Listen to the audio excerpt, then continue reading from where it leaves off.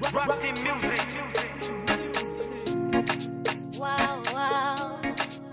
Yeah, yeah. Yeah, yeah. Your vibe.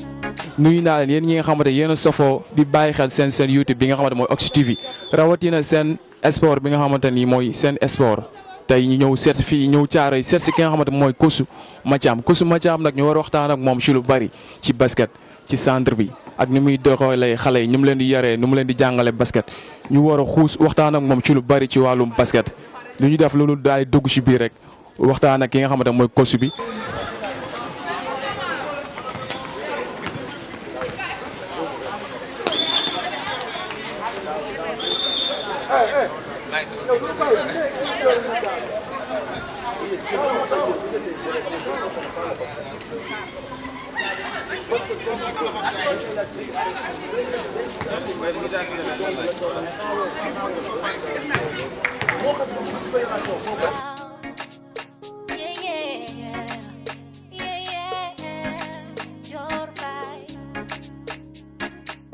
Sama mbëggeel ci yow day gën di mag fu kawe kawe laa la teg ni picc muy tagg ma doon sa géwal di la waaya la ka tagg loo bëgg lay def loo joxoñ ma dagg neexul ba neexul mais dama laa bëgg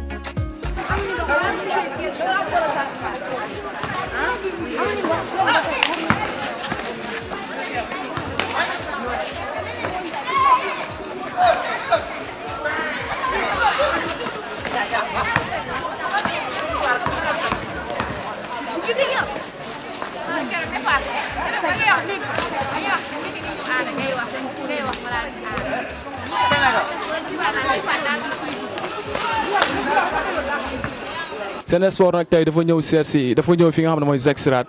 si centre basket bi nga xamante ni ki nga xamante mooy Kousu Mathiam moom moo ko yor ñuy def lu dul nuyu ki nga xamante moom mooy Kousu Mathiam waxtaan ak moom ci lu bari Kousu nuyu. waaw maa ngi leen di fay bu baax di fay seen chaîne bi aussi di nuyu ñi nga xam ñoo koy safal seetaan yëpp ñi nga xam ñoo koy faral seetaan yëpp maa ngi leen di nuyu bu baax a baax. voilà centre Zac Sirat benn centre la bu nekk ci digg banlieue bi nga xam ni li tax centre bi jóg mooy prévention contre l'abus de drogue xeex lu wax mbirum drogue moo tax centre bi jóg. waaw xam nga xale moom boo ko xasee yor li tubaab di wax aller vers l'enfant et l'amener vers toi da ngay jéem a nekk kilifa responsable parce que xale yor ko yombul mais nag comme ñoom ci la ñu fekk ci métier bi dañ cee juddoo yaroo ci màgga ci buñ ñëwee ñun ñu tàggat leen du metti ci ñun. ba tax na fii ngeen nekk nii tàggat nañ fi ku nekk tàggat nañ la fii ci bërëb bi ngeen ñu fekk nii. fii nga nekk nii génn nañ fi roi génn nañ fi reine génn nañ fi révélation génn nañ fi expatrié ëpp nañ 75 ñoo xam ne tey boo demee partout dans le monde ñu ngi fi partout dans le monde France Japon États-Unis Espagne ñëpp boo demee foofu da nga fay gis koo xam ne ci terrain bii la jàng basket. donc fii équipe nationale Sénégal am na ku ñuy wax Thierno Ibrahima Niang ku ñuy wax Ndeye Fall jaar na fi ku ñuy wax Fanta Lay jaar na fi ku ñuy wax ki ñuy wax Borsagnan Diallo jaar na fi ku ñuy wax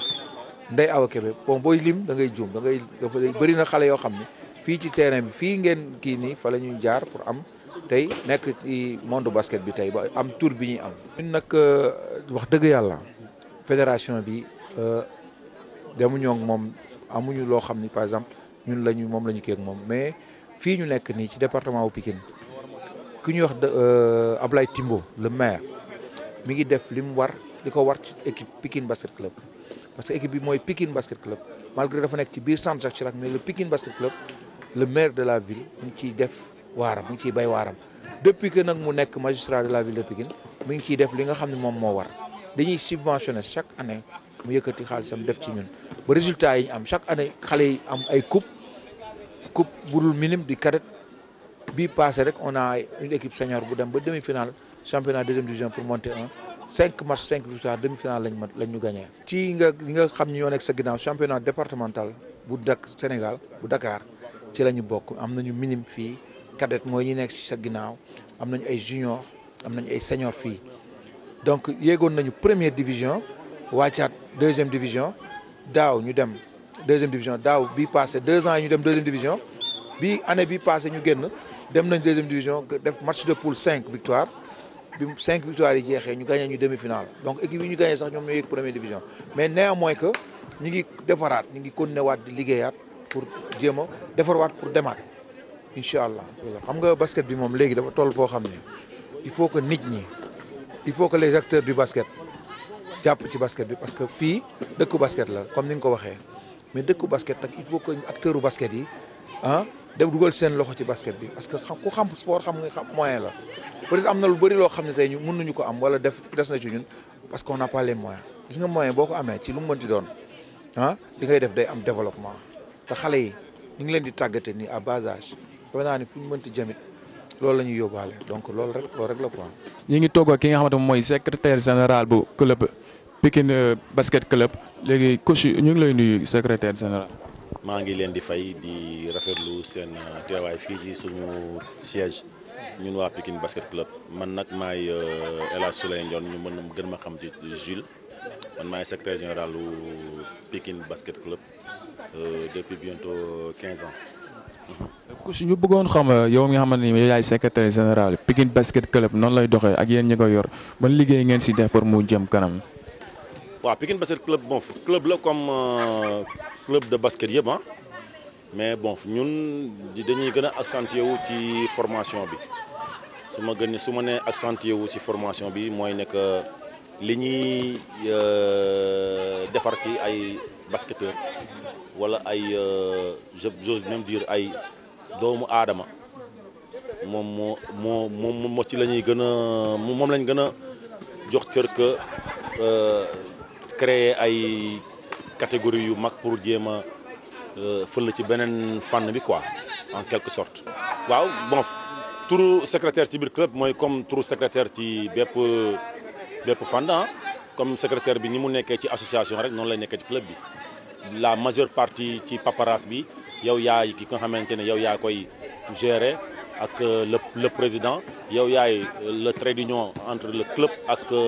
la fédération mais aussi la ligue de basket. waaw fédération boo xoolee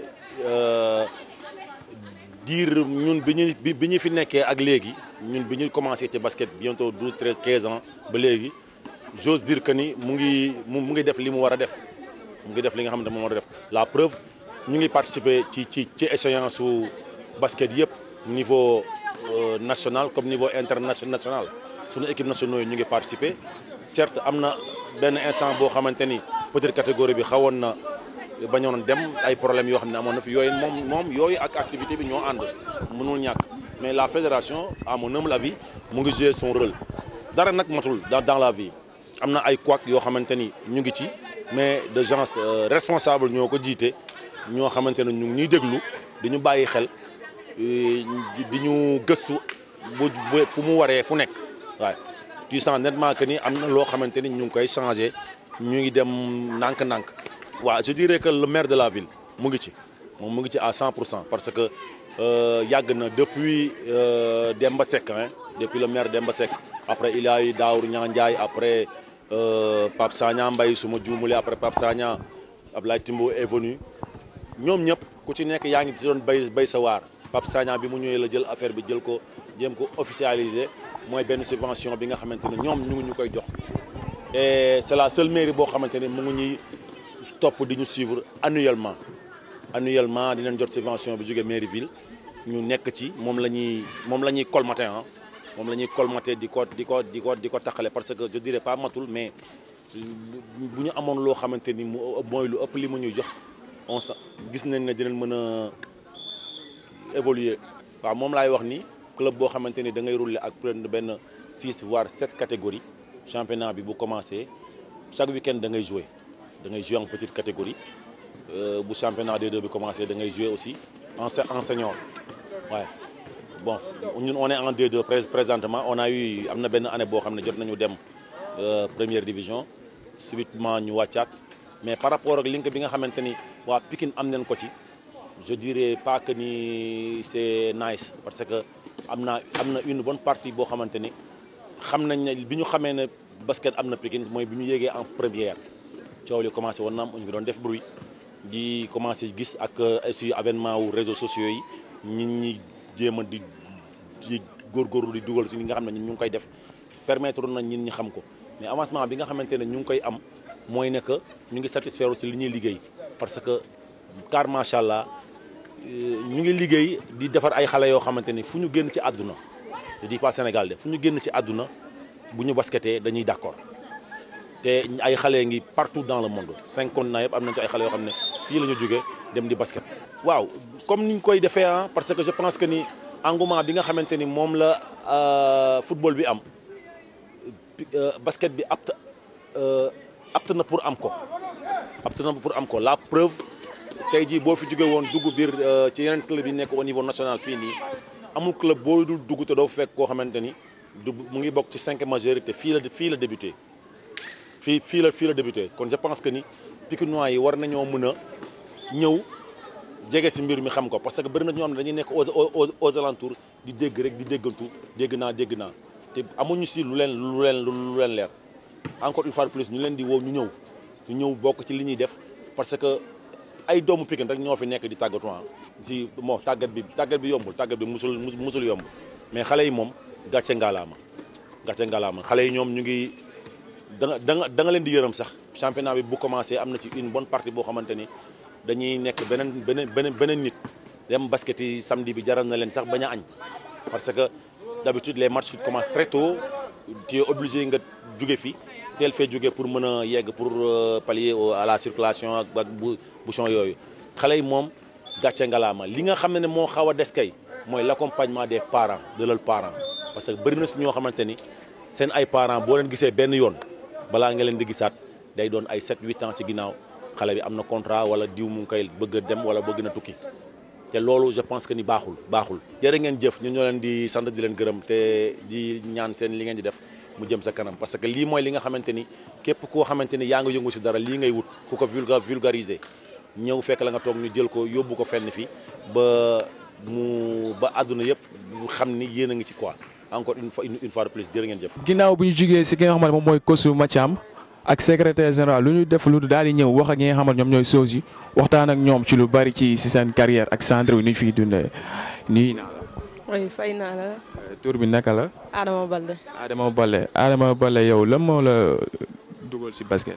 waaw juste un plaisir ba pare cette ambition teg ci loolu moo ñu gën a dugal ci basket. waaw c'est le plaisir avant tout. wax nga ko léegi Adama quand moo déggee mooy sa rêve mooy da nga bëgg a nekk choses yu mag yi nga xamante comme ñoom par exemple Assou Traoré xam nga ñoom ñeneen ñoom xam ñoom ñi si kaw sa rêve mooy dem ba raw ñooñu. oui sama rêve surtout c'est d'entrer en double NBA quand même oui. est-ce que xam nga li lay xaar foofu. oui xam naa li may xaar juste jàng la ak respecter entraînement aussi oui. surtout loolu sax jàng respecter entraînement bi xam sa yoon bu baax a baax waaye mais Adama est-ce que yow yaa ngi bàyyi xel ni yow ëllëg war nga nekk joueur bu mag a mag mu leeral loolu du lu yomb moo la ko may parce que joueur si nga fi gis yi nii nekk ñu tëb rek nekk un star wala nekk joueur bu mag ñëpp di leen dégg dañoo liggéey ba am li ñu am te Adama nan ngay liggéey fii ci centre formation bi fii ak Kosu Mathiam. oui ñu ngi liggéey moom à chaque fois mu ngi ñuy tàggat mu ngi ñuy xelal di ñu xamal kon donc du ñu def lu nekk ci ay ndigalam rek ba weesu tey ci ñi nga tudd noonu weesu leen ci lu bëree waaw. yow tey lan nga gisee centre formation lan moo la ci gën a loo xamante ni tax na nga gën a respecter centre formation bi di ñëw chaque jour. mooy éducation bi muy def ci yow avant tout d'abord waaw mu ngi éduquer di ñu xamal lu bëri ak surtout suñu diine ak affaire yooyu noonu loolu moom surtout loolu. donc xam nga centre yi bëri nañ ci Sénégal trop bu la neexoon nga dem feneen mais lu tax nga gën a bàyyi ñëpp ñëw fii da nga gis ni fii nii sa yoon war na fi mën a jaaree ba li ngay wër si basket nga ñëw fii wala loola la moo tax wala da nga xamante Kosu bi wala sa xarit moo fi indi wala la lu war a loolu. non même pas ba ma fi ñëw xaw ma fi kenn man maa fi ñëw sama propre volonté sama volonté personnelle waaw moom moo ma fi indi ba tey nii daal. yow jumeau nga n'est-ce pas ana sa jumeau. je suis jumelle sama jumelle mu ngi Paris actuellement. mi ngi def foofu basket. waaw donc ñu ngi lay souhaiter yow tamit nga dem fekk. waaw merci incha allah merci beaucoup. Ndeye Diop maa lay nuyu bu baax a baax. maa lay fay. ça marche bien. waaw. waaye Ndeye Diop yow lan moo la gën a poussé ba nga dugg si basket.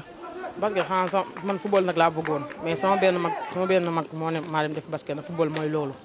football mooy loolu quoi yow est-ce que mën nga football. mënoon naa ko def mais instant yii moom fàtte naa ko gëj naa ko def. wala nga football mooy mënatoo instant basket nga gën a mën quoi. waaw basket laa gën a mën. waaw yow ban point de ba lan ngay def si basket bi maanaam meneur nga wala pivot nga wala lan. non ailier laay jouer. ngay jouer waaye tey yow lan mooy sa rêve ci basket bi. non xanaa am si lu ko comme ñoom Astou Traoré wala ñoom Aya Traoré. yow si loolu sax boo ma doon jox ñooñu sa rêve yow tey kam mooy sa rêve si joueur équipe nationale du Sénégal bi. Astou Traoré. Astou Traoré lan moo tax mu nekk sa rêve. parce que daa am fulool si lu muy def te bu nekkee si terrain day def fula day wane jom. bu nekkee si terrain day def fula ak jom wane yow looloo tax nga mu neex la ba nga nekk sa joueur nga koy roy. waaw incha allah dinaa ko def. incha allah di nga ko def di nga ko raw daal ok lu mën a nekk gëm-gëm la. waaw donc yow tey su ma la dem laaj centre de formation bi la moo la fi indi. non fii nag sama benn ndijaay moo ñëw boole ma Mathiam jël ma may entraîné fii waaw. sa benn ndijaay moo la booleeg Mathiam ban année nga fi ñëw. fii 2016 laa fi ñëw mais 2017 laa commencé compétir. 2016 nga fi ñëw 2017 nga commencé entraînement. waaw laa commencé compétir fii. mais est-ce que ba 2017 ba tey yow yaa ngi xoolaat nga si boo xam ni carrément tey am nga yëg-yëg boo xam ne yaa ngi koy chanté ni yow mi liggéey nga ko fi ci centre. waaw bëri na yëpp am naa fi yëg-yëg yu bëri sax ndax maa ngi fi nekk damay jouer cadet mais damay si classe en même temps may jouer senior te maa ngi ciy sant yàlla tamit. yaa ngi si monté senior quoi du jeu donc tey su ma la wax sa centre bi nii lan moo la fi neex ba nga bàyyi centre yëpp ñëw fi ak lan nga gis si centre bi. Pikine moom neex na parce que boo fi ñëwee dañ lay jàngal basket ba pare mooy loolu daal xam nga nit ku nekk foo dëkk dama fay wane ne man fii laa dëkk mais doo dëkk fee benn réew pe naan ay fee laay di fa wane wu nit fi fépp foo nekk rek da nga xam ne man fii laa nekk te foofu dama fay dem ba mu jeex waaw. dégg nañu ñi nga xamante ni ñoom laa ñëwoon muy Adama ak Ndeye Diop dégg nañ lu ñu wax bu baax a baax ñu leen di ñaanal rek ñi nekk basketteur dañuy dem ba raw ñoom Astou Traoré te incha allah am nañ gëm-gëm bi te dinañ leen romb ñoom ñoom kon ñu ngi leen di nuyu bu baax a baax ah gars yi maa leen di nuyu. ñu ngi lay fay ñu lay delloo ziar. ok tur bi naka la. Mohamed. waaw maa lay nuyu. waaw ñu lay fay. naka mo. ça va alhamdulilah Khalifa Diop. donc Mouhamed si yow laay commencé waxtaan bi donc Mouhamed yow basketteur nga rêve ko nekk sa rêve tey yaa ngi xalaat romb ñi nga xam ne ñoom basketteurs yi mag yi exemple comme ñoom góor gi ñoom ski Faye nu mu tudd Mouhamed Faye ak ñeneen ñoom ma lay ndoo yëpp tey est-ce que xam nga liggéey bi lay xaar bu baax a baax nga mën a romb ñooñu. basket bi moom affaire yi moom góorgóorlu la surtout nag nga respecté say kilifa respecté ñëpp discipline boobu d'abord. looy njëkk a def te jiitaloo yar moom xamal ne doo mës a dem te affaire moom entraînement la gëm sa bopp boo gëmee sa bopp rek incha allah lépp dina baax. yow Mohamed ban année nga ñëw ci centre bi fii. 2016 laa fi ñëw. 2016 nga fi ñëw 2016 si sa ba nga ñëwee fii 2016 tey sentir nga ni yow carrément xam nga ni yow am nga liggéey bu am solo boo fiy def wala am na liggéey boo xam ne coach yi liggéey nañ ko ci yow ba nga sentir. waaw man de bu ma fi ñëwee ñoom waa Pikine ñëw njëkk a jox bal.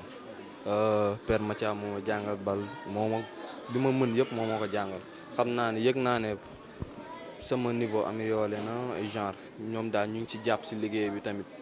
ñu ñuy éduquer ñu ñuy conseiller tamit war fii ngay jaar ñun daal bàyyi nañ lépp seen loxo. bàyyi ngeen lépp seen loxo quoi que yéen daal lu tax tamit ngeen gën a bàyyi parce que centre bari nañ fii Pikine muy géej waaye si banlieue foo mënti dem am na ay centre formation basket la moo tax ngeen bàyyi centre yooyu yëpp ñëw fi nga xamante moom mooy centre Pikine si Kosu moo ci am ban yan qualité ngeen gis si Kosu moo ci am ba mu tax ngeen def. waaw paa bi moom dañ ko jàppee kon sama papa man moom papa laa koy wax parce que doom la ma jàppee man ma jàppee ko papa parce que ñoom daal ñooy suñu deuxième famille ñoom lañ am. waaw te centre bi moom man moom je préféré ma nekk si banlieue bi rayante moo gën tamit genre fii laa dëkk naa ñëw fii ma rayante jéem a genre bu ma ñëwee ba tey daal awma dara lu métti si man ñu ngi may conseiller ñu ngi may def jàppee na kon doomam daal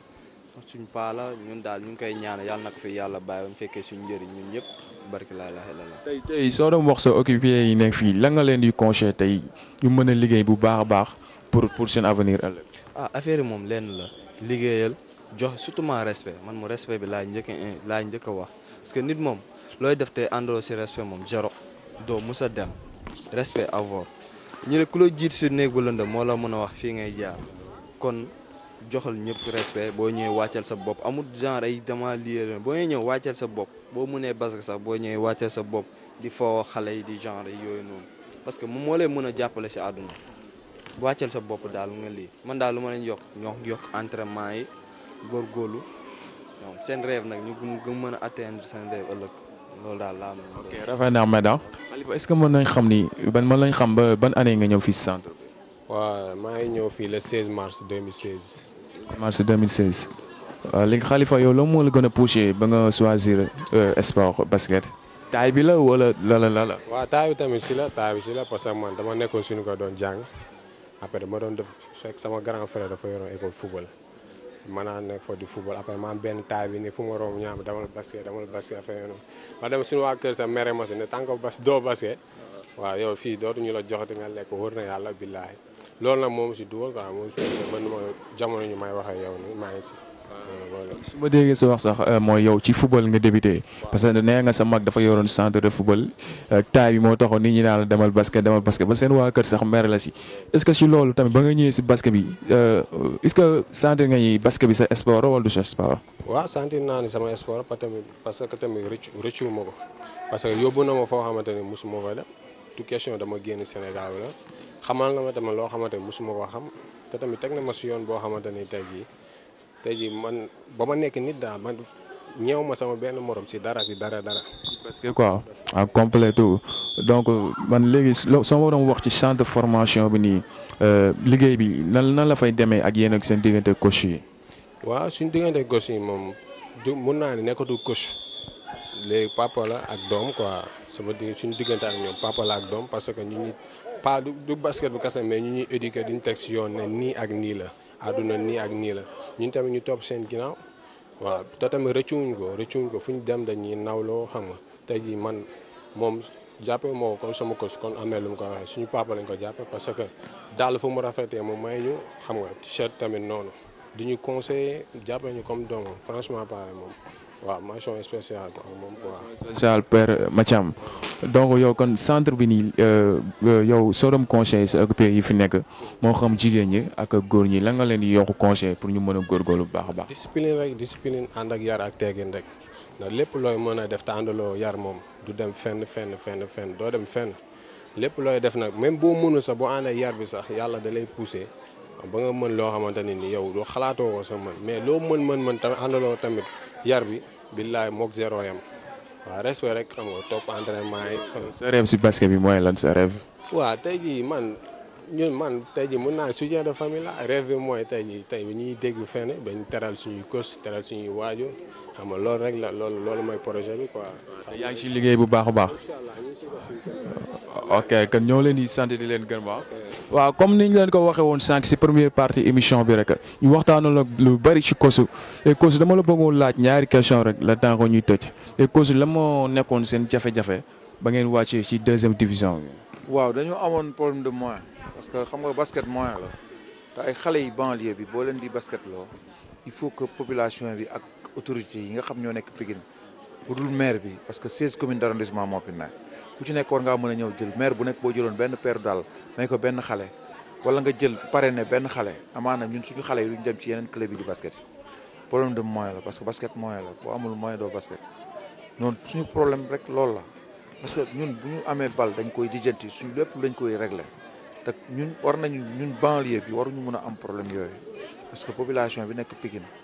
département bu Pikine war nañu mën a am jàppale war nañu mën a jóg jàppale xale yi pour que ñoom ñu mën toog biir Pikine basket parce que xale bi ngay jàngal basket mënoo koo jëndal daal bu gisee ko jëndal daal di ko fay 50 000 par weer day dem doo ko mën téye donc loolu yëpp problème de moyen la rek kese. waaw léegi yéen ba ngeen wàcce woon deuxième division na ngeen ko doon dundee boobu noonu. waaw dafa metti woon bi ñu wàccee deuxième division mais néanmoins que jël nañ ko ak philosophie parce que bi ñu wàccee deuxième division terewul ñun continuer nañu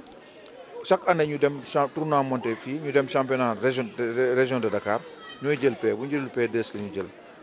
bu ñu wàcceeg léegi ça fait 3 ans mais 3 ans yi passé yëpp chaque année ñun dañuy dem dañ bokk ci meilleure équipe bu Dakar ba fi may waxee yow on fait partie des meilleures équipes de Dakar waaw on fait partie des meilleures équipes de Dakar waaw ñun daal suñu problème fondamental mooy suñuy xale soxla nañu ay dàll soxla nañu ku leen di jëndal maillot soxla nañ ku leen di jëndal matériel pour nga xam ni duñ wuti fenn dara mais xale buy bëgg a basket si di jëndal boppam daal su parent amul daal amul njëgu daal nan lay def. coach comme yow wax nga ko problème de moyen est-ce que tey jotul comme Pikine dafa am ay maire de la ville Abdoulaye Thimbo ak ñeneen ñoom Isaka Diop ak ñeneen ñi fi nekk kon est-ce que tey jarul ngeen dajal yéen ñi ngànk équipe bi ngeen def délégation wax ak ki nga xamante ne moom mooy maire bi mu jàppale leen ci lu baax ak seen relation yéen ak maire bi. waaw parce que ñun Abdoulaye Thimbo moom franchement ñun amuñu lu ñu koy reproché parce que ñun suñ subvention chaque année mu génneel ñu ko peut-être subvention bi daf ñu couvrir et beneen point bi moom am nañ problème lumière xoolal terrain bi ni mu mel benn équipe ci département bi am catégorie bi amuloo lampe sax boo taal amoo lumière ñi ñëpp mu ñu fa entraîné gis nga bi nga ñëwee ba léegi yéeg wàcc ay 1 heure de temps 1h15 minutes de séance d'entraînement ngay tàggat xale bi mënul nekk donc ñun li ñu soxlee bëri na même maire de la ville bind nañ ko pour mu may ñu ay lampe dimbali ñu may ñu lumière installé ñu ay lumière comme ça ñun xale yi di mën entraîner ba yenn heures yi. donc moo yoon sax moo yoon parce que man yaa ngi naa def ay émissions yu bëri yaa dem naa ay centre basket yu bëri am na centre moo demoon sax du ma tudd tur mun naa ni centre bi moo ko gën a nekk centre mag foofu te ñi ak seen ay présentateurs yoo xamante bu guddee dañuy basket ba xale yi sax dañuy ñibbi dellusiwaat di entraînement si guddi gi ñoom kese. problème benn terrain la ñu am ni ki centre Jacques Chirac le centre Jacques Chirac def na lépp ba offrir ñu espace bi offrir ñu cadre bi le centre moom amuñu lu ñu koy wax parce que Pikine duggee centre Jacques Chirac ba léegi gis nga ma man maa fi nekk centre Jacques comme animateur sportif mais terewul Pikine centre bi def na lépp à notre disposition ñun deseelatuñ dara li ñu des mooy il faut que nit ñi ñëw jàppale xale yi parce que xale yi buñ nekkul fii leneen la ñuy defi leneen la ñuy defi. am nañ talent bi tamit am nañ talent bi mais leneen la ñuy defi xale bu demee defi leneen ñun dañuy jàppale parents yi politique bi nga xam ne moom la ñu nekk politique gouvernement la war a doon warul nekk politique bu ay benn nit ñaar nit maire de la ville ak maire yëpp dañu war ñoom jàppale maire de la ville mi ngi jàpp mais les maire communes yi dañ ci war a jàpp ku mel ne Amadou Diarra dañ koy sollicité ku mel ne Isaaxa Diop dañ lay sollicité ku mel ne Ablaye Ndiaye bi nekk ginnaaw rek on sollicite tout le monde bàyyiwuñ kenn dañ ñëw dimbali xale yi utal leen ku ci nekk la nga am ak as néew nga ñëw jël ko jox ko xale yi mu rafet xale yi département bi génn seen gisoo parce que ndamu xale yi ndamu Pikine yëpp la ndamu ñëpp la donc loolu lañ bëgg quoi. te bañ jël affaire bi yemale ko ci politique kese. yemale ko ci politique waaw comme ni ko su waxee rek man moom yéen ñi nga xam ne yéen autorités yi yéen laay waxal man parce que en tant que jeune bi nga xam ne damay yëngu ci sport maa ngi leen di demander ngeen ñëw jàpp si nga xam ne moom mooy centre bi nii ngeen def ay làmb présenteur parce que yoon la parce que buñ ay xale yi am talent ñoo fi nekk xale yi ay ñoom ay avenir lañ kon ñu ngi leen di demander yéen maire yi fi nekk ñëpp duñu tudd tur maire de la ville Abdoulaye Thimbo mun ñu ko ñaax bañ a tibb ñu ngi lay wax demandé nga ñëw jàppale centre formation basket bi def ci li ci war a def sa ay présenteur parce que mooy yoon te temps la jot na ko suñuy sa dernier mot. waaw mooy sant ñëpp gërëm ñëpp sant xale yi ma nekkal ak ñoom ñi nga xam ne am nañ Pastef ak ngëm-ngëm ak confiance bi ñëw ci man tous les soirs man aussi awma lu dul tàggat leen parce que tàggat leen paasewul li ma nekkee ndax club bi depuis 30 ans maa ngi fi musuma am salaire mais maa ngi koy def par détermination maa ngi koy def par amour donc ñoom nañ ñëw jàpp ci buñ ci jàppee rek liggéey bi sotti donc di sant ñëpp di gërëm ñëpp. su ñoo ngi lay sant di la gërëm kan la ngay wax Oxy TV bi nga xam ne ñoom ñoo la ñëw seet si. waaw Oxy TV nag dañ koy remercier parce que xam nga du hasard nii bi ngeen ñëwee wax rek dañuy accepter parce que ay xale yi ngeen yu nekk ci seen yoon te di ñaan yàlla li ci seen kanam yàlla bu leen gis lu ngeen fakastal donc li ngeen ci séntu yàlla na vraiment yàlla na ko sama borom def donc di sant ñëpp di gërëm ñëpp di sant waa Oxy TV bu baax a baax a baax a baax. voilà kon dégg ngeen li nga xamante mooy coach moo ci am moom la ñëwoon seet si mu nekk genre kon coach ñoo lay sant di la gërëm kon ñu ngi leen di jox di jaay yéen ñi nga xam ne yéen a safoo di bàyyi seen xel seen sport fii ci Oxy TV ñu ngi leen di di la ngeen di jaajëfal di leen jox di daje si beneen émission seen sport si Oxy TV.